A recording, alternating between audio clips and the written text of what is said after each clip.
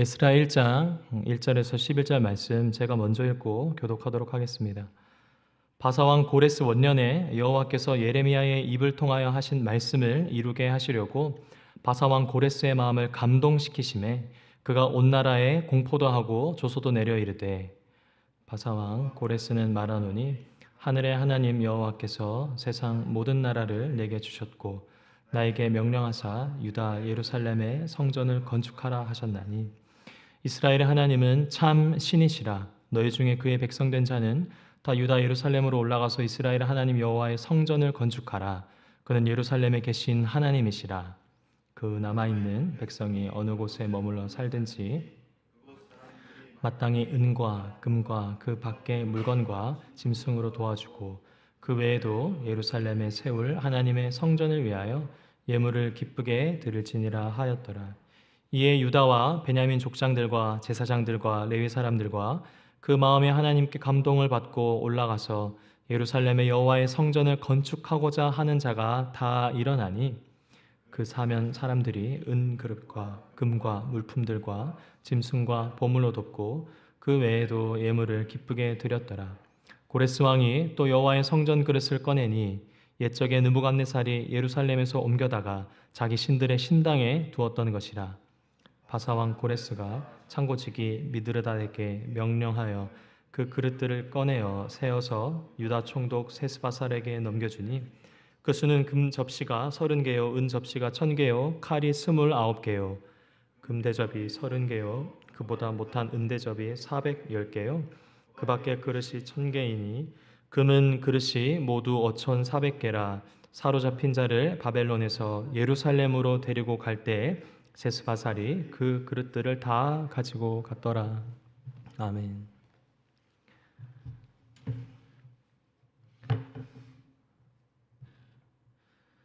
존 칼빈은 그의 명저인 기독교 강요에서 이렇게 말했습니다.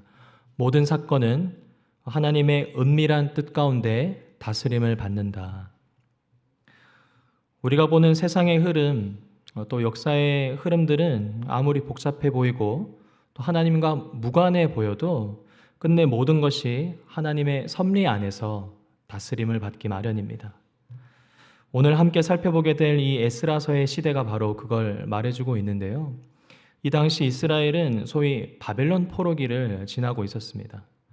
예루살렘은 무너지고 백성들은 포로로 끌려갔죠. 그러나 세월이 흐르고 바벨론 제국은 사라지고 그 자리를 누가 대신 차지했냐면 페르시아, 곧 바사의 고레스 왕이 다스리고 있던 때였습니다. 통치자가 바뀌면 자유를 얻을 법도 한데 이스라엘 백성은 여전히 타국의 통치 아래 포로로 또 노예로 일부는 떠돌이로 생활을 하고 있었습니다. 이때 하나님은 에스라 1장 1절에 이렇게 역사하시는데요. 1절 제가 읽겠습니다. 바사왕 고레스 원년에 여호와께서 예레미야의 입으로 하신 말씀을 이루시려고 바사왕 고레스의 마음을 감동시키매. 여기서 고레스의 마음을 감동시켰다는 것이 바로 존 칼빈이 이야기했던 그 말입니다. 하나님의 은밀한 뜻 가운데 고레스가 지금 다스림을 받고 있는 것이죠. 오늘 본문을 보면서 저희가 조심해야 할 영역이 있습니다. 오늘 본문을 읽다 보면 자칫 고레스 왕에게 저희의 시선이 쉽게 빼앗기기 마련인데요. 그도 그럴듯이 그가 이미 이제 페르시아를 다스리면서 인근 국가들 그리고 인도와 접경 유럽에까지 그 패권 국가로서의 모양을 잡고 있는데 그가 지금 하나님의 사명을 받아서 이렇게 예루살렘 성전을 주도하고 있지 않습니까? 성전 건축을 위해서. 그가 2절에도 이렇게 이야기합니다. 하늘의 하나님 여호와께서 세상 모든 나라를 내게 주셨다. 그는 자신이 이룬 모든 정복이 하늘의 하나님이 자신에게 주신 권세라고도 고백을 합니다. 게다가 이어서 그는 이렇게 말하죠. 하나님이 나에게 명령하사 유다 예루살렘 전을 건축하게 하셨다라고 하죠. 고레스는 하나님이 자신에게 성전을 짓게 하셨다고 굳건히 믿고 있습니다. 이스라엘 백성을 통해서 무너진 예루살렘 성전을 건축하는 것은 오히려 고레스 왕 고유의 사명으로 보일 정도입니다. 4절을 보시면 그것으로 올라가는 자를 돕되 은과 금과 물건과 짐승으로 도와주라라고 명령하지 않습니까?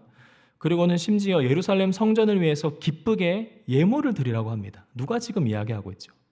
패권 국가의 왕, 우리를 포로로 삼고 있는 그 왕, 고레스가 이야기하고 있는 것입니다.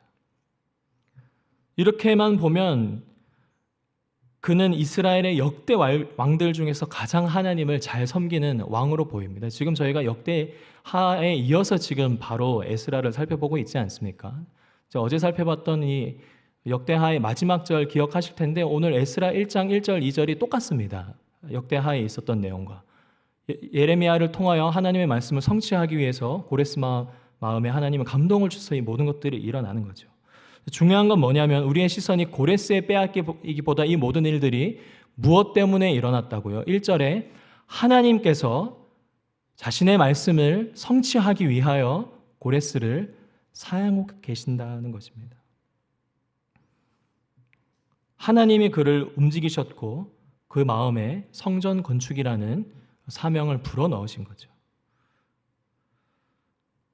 하나님은 이전에 바벨론의 왕 느부갓네살을 징계의 도구로 사용하셨다면 또 다른 패권 국가의 왕인 고레스를 통해서 이제는 이스라엘의 회복의 도구로 그를 사용하고 계시는 것입니다. 에이펙 정상회담이 11월 1일인 오늘까지 진행된다고 합니다. 트럼프를 위시해서 한반도를 둘러싼 국가의 원수들의 이야기들이 계속 들려오고 있습니다.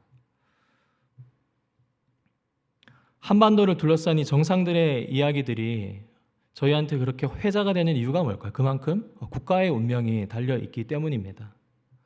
이해관계가 복잡한 이 시기에 또 정치적 관계의 결과가 한 나라의 운명을 좌우할 수도 있는 위기의 시기에 그리스도인인 우리는 무엇을 위해 기도해야 하겠습니까? 국가 원수들을 은밀히 사용하시는 그 하나님이 자신의 뜻을 온전히 이루시도록 통치자들의 마음이 하나님께 감동되도록 우리가 기도해야 되는 줄 믿습니다. 하나님의 섭리 안에 그래서 국가의 운명도 있고 우리의 삶도 가정도 있음을 믿으시길 바랍니다. 두 번째로 살펴볼 것은 1절에서 하나님이 왕의 마음을 이렇게 움직이셔서 자신의 뜻을 이루시려고 했다면 5절에서는 백성의 마음을 깨우시는데 우리 5절 다 같이 한번 읽도록 하겠습니다. 시작. 이에 유다와 베냐민 족장들과 제사장들과 레위 사람들과 그 마음이 하나님께 감동을 받고 올라가서 예루살렘의 여호와의 성전을 건축하고자 하는 자가 다 일어나니. 5절에 보시면 감동을 받았다. 레위 사람들과 그 마음이 유다와 베냐민 족장들과 제사장들과 레위 사람들과 이들의 모든 마음이 하나님께 감동을 받았다라고 합니다. 여기서 이 감동을 받았다라는 표현은 히브리어로 보면 깨우다, 일깨우다라고 볼 수 있는데요. 단순히 그들의 마음을 깨운 것뿐만 아니라 하나님의 그들의 영혼을 깨우셨다라고 볼 수 있습니다. 70년의 포로 생활 동안 이스라엘 백성의 신앙은 식어가고 있었죠. 하나님의 약속은 멀어져 가죠. 그리고 통치자가 바뀌었다면, 우리를 압제했던 그 국가가 망했다면 희망을 품을 법한데 그렇지 않고 여전히 그들의 신분은 포로였습니다. 신앙의 긴 침체를 경험하고 있는 것이 당연할 텐데, 그런데 하나님은 어떻게 일하십니까? 5절에 이스라엘 백성들의 영혼을 뒤흔들어 깨우고 계십니다. 이제 일어나라.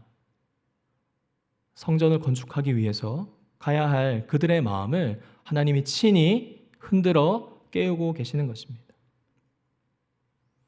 성전 건축에 앞서 외적인 귀환보다 더 중요한 것은 영적인 각성입니다.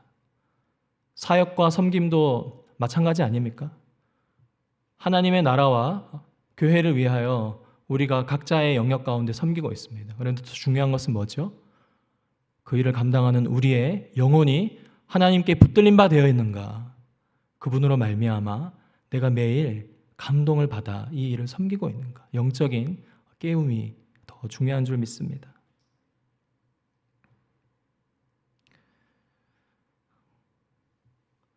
설교를 마무리하면서요, 하나님은 오늘도 우리가 살아가는 이 역사의 주관자 되십니다.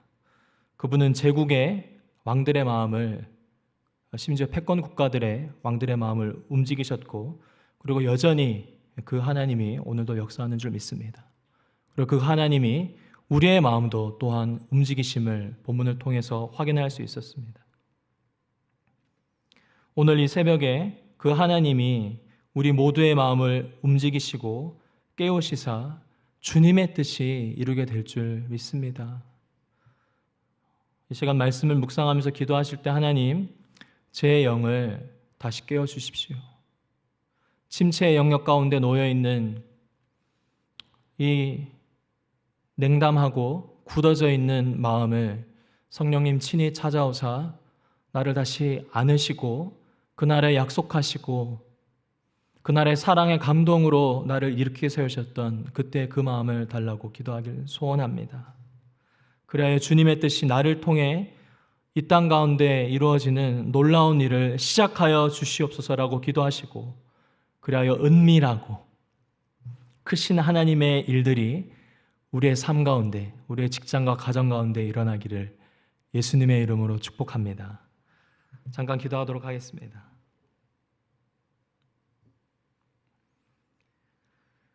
살아계신 하나님 아버지, 역사의 주관자 되시며 오늘 역사하시는 하나님께서 우리의 마음 가운데 친히 찾아오사 그 주님의 뜻을 밝히 보여주시길 소원합니다. 우리의 모든 생각과 계획이 주님의 다스림을 받게 하시고, 그로 말미암아 하나님의 나라가 우리 가운데, 우리가 밟는 모든 곳 가운데 이루어질 수 있도록 우리를 깨우시고 성령의 충만함을 이 새벽에, 이 기도의 시간에 허락하여 주시옵소서. 그렇게 행하실 주님께 감사드리며 예수님의 이름으로 기도드립니다. 아멘. 우리 두 가지로 함께 기도하기를 원합니다. 첫 번째는 우리 자신과 가정을 위해서 함께 기도하실 텐데, 이 말씀을 따라서 주님, 내 영혼을 깨워주십시오. 그리고 우리 가족의 영혼을 주님 흔들어 깨워주시옵소서. 세상에 있는 여러 가지의 방법과 성공의 공식이 아니라, 다른 음성과 다른 길과 다른 뜻이 아니라 오직 주님의 말씀을 따라서, 주님의 음성을 따라 다시 내가 그리고 우리 가족들이 영혼의 각성이 일어나게 해달라고 함께 기도하시고, 두 번째는 내일부터 3주간 기도 진행하게 될 큐티학교 위해서 함께 기도해 주시길 원합니다. 한 28분, 9분 정도 신청하셨는데, 말씀을 가까이 할 때 성령의 조명하심으로 말미암아 살아계신 하나님을 경험하게 되는 큐티학교 되게 해달라고 우리 두 가지 제목으로 함께 기도하시고 개인 기도로 하나님께 나아가도록 하겠습니다. 기도하겠습니다.